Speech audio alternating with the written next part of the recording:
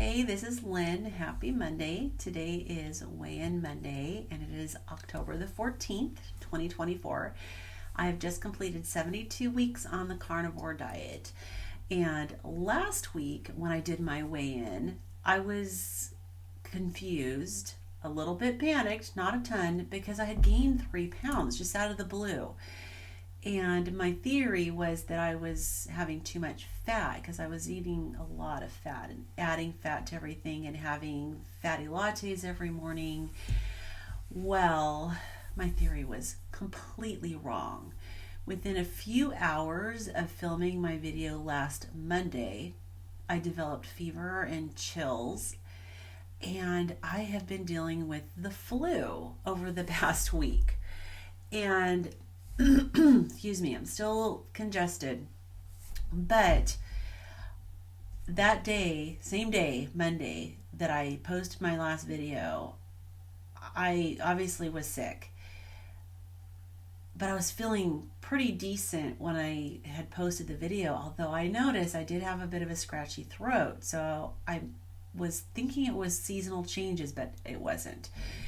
And so that day, I swear I must have urinated 20 times. This is something that happens whenever I'm fighting something and my body is doing its best to get rid of whatever it is that I'm fighting, get rid of the inflammation. Basically, I pee it all out. So Tuesday morning, I'm still sick. I've got the flu, but I jumped on the scale again, and the whole 3 pounds that I had gained was gone. So my theory was wrong. It was inflammation. And so it's been a pretty miserable week. I have not had the flu for so long. And this is the first time I've actually been sick since I started the carnivore diet. And I was very concerned to see how I would do given that my mast cell activation syndrome is a real thing, and it was a serious infection that put me out on disability in the first place and forced me into retirement from nursing. So I tend to historically take a very long time to recover from a flu. Much better if it's just a cold, but flus, often I can be out for at least a couple of weeks. Oh, so my daughter's trying to call me. I'm going to have to put her off to voicemail. Sorry about that. So I've been very curious to see how I would do this time now that I'm on the carnivore diet. Now, I did not have an appetite at all for at least a couple of days. My appetite has been pretty poor. So as you can imagine, my results this week are typical flu results. I don't expect that these are going to stay. Typically, you lose weight when you're sick. But so anyways, I'll share those in a moment. But I did fairly well. I mean, I didn't feel good. Obviously, I felt horrible, and I did a ton of sleeping, and I used Element to help keep myself hydrated, as well as chicken broth. So when I wasn't eating, I was at least drinking chicken broth. And I didn't go to the doctor or anything, but I do have some things at home that I take. And so I took some hydroxychloroquine and zinc. I took a couple of doses the first couple of days of that. I took some vitamin C, vitamin D.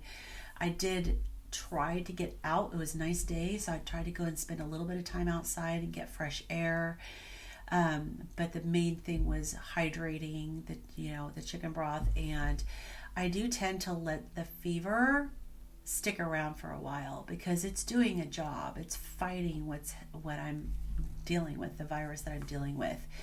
And I don't know if this was officially influenza or if it was COVID. I have only had COVID once, and I didn't get the COVID shot, so I don't know if it's mutated far enough to where my body doesn't recognize the original anymore. I don't know.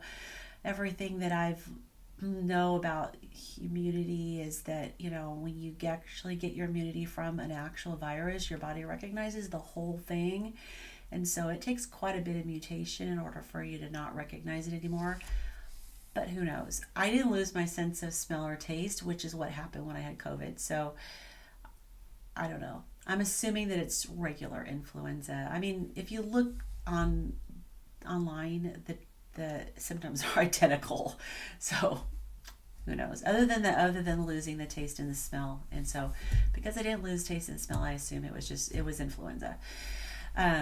But I still do have my hydroxychloroquine. I have ivermectin too. I didn't take it. I just took the hydroxychloroquine because it works well as an antiviral, and helps with viruses. So respiratory viruses in particular. I'm assuming it helps with other viruses. Not 100% sure. But anyways, I let my fever run its course. I even took a hot bath because I had chills. And even though I'm a nurse, and it's like in nursing school, you learn cool things down, kick off the blankets, get the ice packs in the armpits. I would only do that if I had a really high fever. And I am not one to throw out what our ancestors did with fever, which was bundle up and stay warm. And so again, unless my fever gets really high, and I'm not going to, kick off my blankets and suffer. And so I even took a hot bath. And so, but towards the evening, I did end up taking Tylenol, took 1,000 milligrams of Tylenol, which did bring the fever down. But it took a couple of days before I could be fever free without any help from the Tylenol. And I think day 3 I had maybe a little bit of a low grade fever, but I didn't take any Tylenol that day. But I did start taking ibuprofen because my nasal passages were swollen shut. I could not get a breath through my nose at all. And the ibuprofen actually helped. It's an anti-inflammatory. It's helped with the swelling, and so that definitely helped. All right, my screen froze. But other than that, I just nursed it like I would nurse anything else. And I think on day 3 I did have a little bit of an appetite, ate some steak, and I've been eating a little something each day just to try to make sure I keep my strength up. I was able to take a walk 2 days ago, halfway around the block. We have like a little pathway that about midway through the block that you can cut through. So I did that, and then yesterday, Dave and I took a walk all the way around the block. I struggled with that. It was probably a little much. I don't have my strength back, and I feel weak. I am fortunate I have not been coughing and hacking too much, so that's good. But anyways, the biggest concern was that it would cause an MCAS for a flare. And so I don't feel like that's happening. So I'm really pleased. I feel like at this point in recovering from the flu, I am better off than I would have been before I was carnivore. And I was just eating the garbage American diet. And even though my energy isn't where it needs to be, I feel like I'm doing so much better than I would have been. And I would have been coughing and hacking like crazy in the past as well. And I've actually been able to sleep halfway decently. I'm not going to sleep and having that postnasal drip that's making me cough all night, which is typically what would happen. So I'm really encouraged by that. And so I guess I'll know as over the next handful of days how things go. I'm still watching to see if my recovery just continues to have a good positive trajectory and my energy improves. And again, first time being sick on carnivore. But so far, given that I have mast cell activation syndrome, I'm very, very pleased with how things are going. I don't really feel like this is going to be the 2-3 weeks. Sometimes it'd be 4 weeks before I would fully have my energy where it needed to be. So far, greatly, greatly encouraged. Okay, so let's get to my scale results. It was kind of a little bit what I expected, and again, I don't expect to really maintain this as I start eating again. But I weighed in this morning at 231.8. So that was a 7.8 pound drop from last Monday.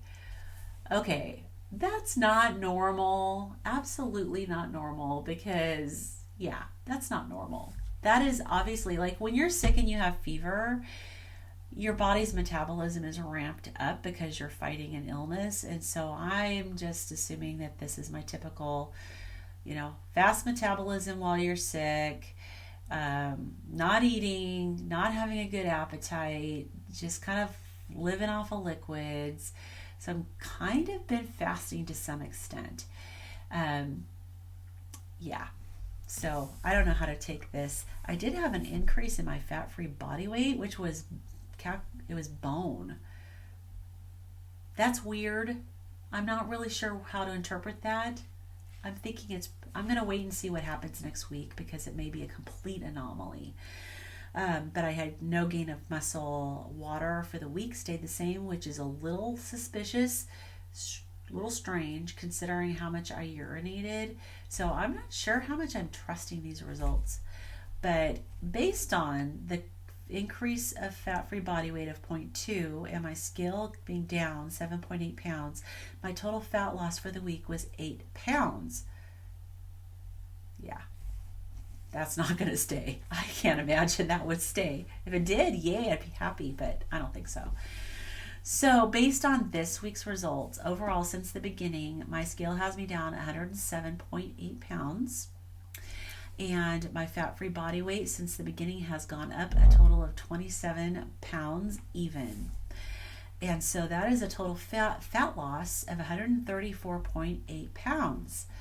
I've been wanting to get to that 130 pound point. I was hanging out right down at like 129.8 of fat loss, and just not quite able to make it. This is not the way I wanted to get there.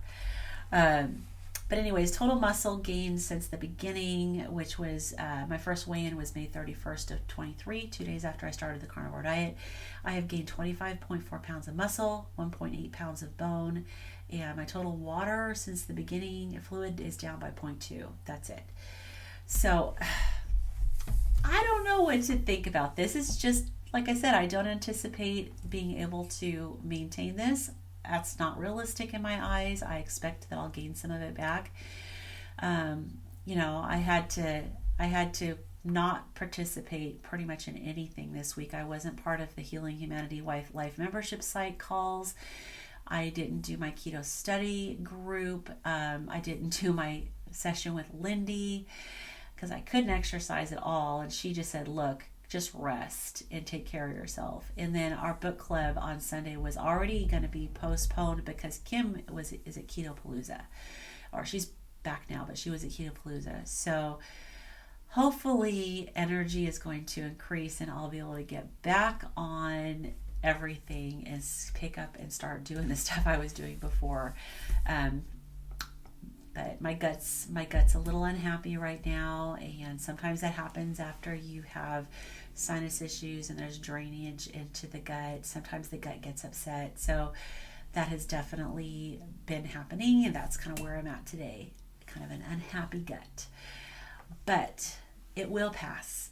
All right, that's all I have the energy for today. I appreciate everybody, and I'm looking forward to seeing how things progress over this week, and I will see you in the next video. Bye-bye.